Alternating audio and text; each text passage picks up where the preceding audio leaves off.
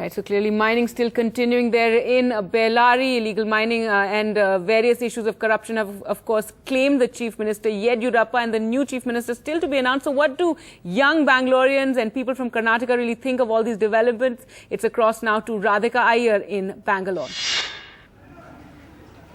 Thanks very much, Gargi. In fact, just days after the Lokayukta report on the illegal mining scam that has cost a state a whopping loss of about 16,000 crore rupees, well, the Chief Minister had to lose his job. The Supreme Court has now said that mining has to stop, but we're seeing blatant violation of that.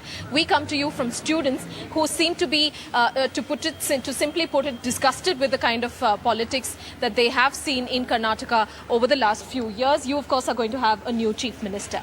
What is it that you want to see from your new CM? The new Chief Minister should be someone who take charges against all the corruption and they are punished. And so, who is someone who's just not under Yeddyurappa.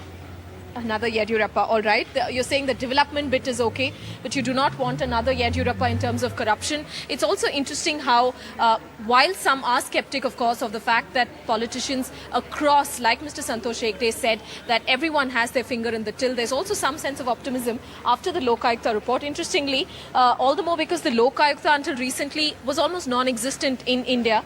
If I may ask you, what is your point on the Lokayukta? Are you feeling that perhaps this body should be a little more empowered? I think the Lokayukta is doing a brilliant job, and a lot of bureaucrats have come under the Lokayukta, but what fails to happen is that they can only submit a report. So a parallel justice system which comes in the form of Lokayukta would be something beneficial for the country. Right, not just a quasi-judicial body who almost are like journalists but have no power to really beyond exposing scams. If I may ask you, we do know that the youth has always been wanting to raise their voice against corruption. We've seen the kind of support that the youth across the country have given to Anna Hazare and anti-corruption movements. What is it that you want to make a point about? Would you have some more active participation in politics, let's say? Yes, I would have active participation in politics. I myself would like to be a politician.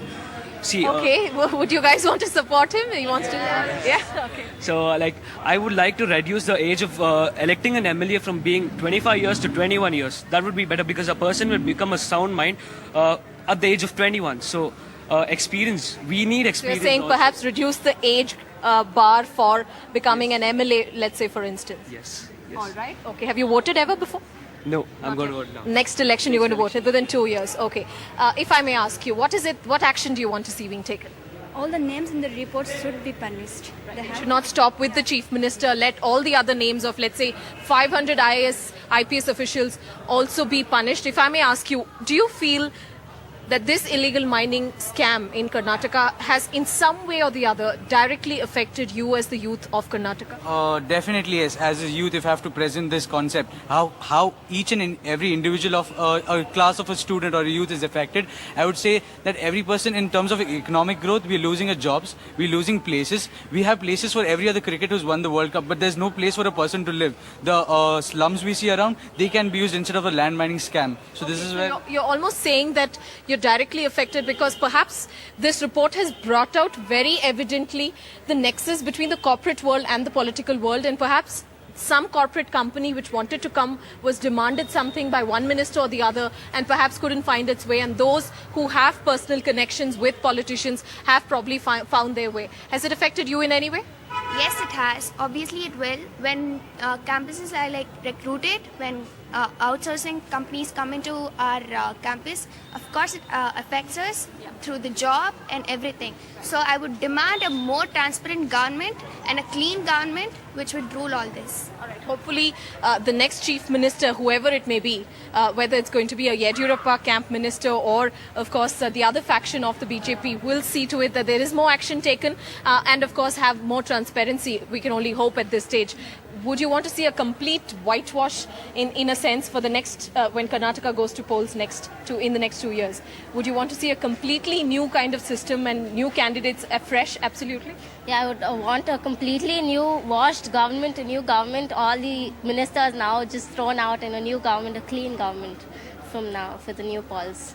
All right. So that's really the voice of Bangalore. The young mind in Bangalore, of course, feels directly affected by the illegal mining scam. They are also at the moment optimistic about the fact that the Lokayukta, which until some time ago was almost non-existent, should be given more power, should be more empowered to be able to also take action and not just expose scams. And of course, the big and the more evident expectation from all of us is that the new Chief Minister, whosoever it may be, should perhaps not stop with just taking action against his ministers, but also try and punish those named in this very report. NDTV's cricket app, Android and iPhone. Fastest scorecard, special analysis, and much more. Download free. ndtv.com/apps.